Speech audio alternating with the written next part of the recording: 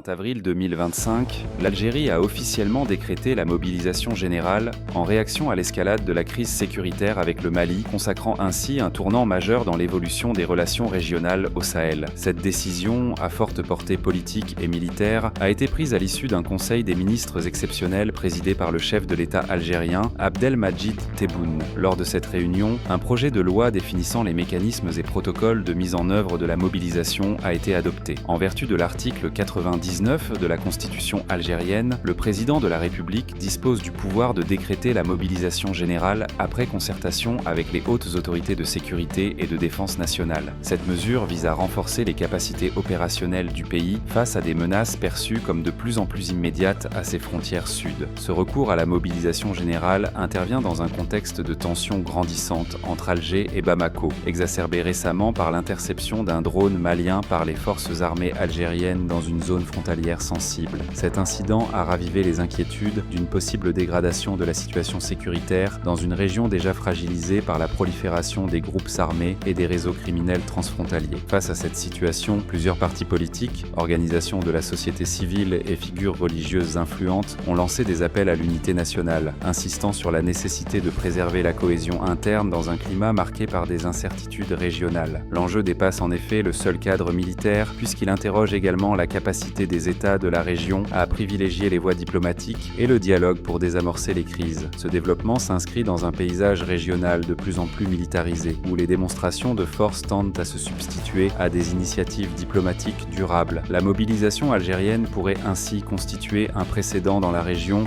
avec des implications directes sur les équilibres stratégiques au Sahel et sur les relations entre les différentes puissances locales et internationales impliquées dans la gestion des crises sahéliennes.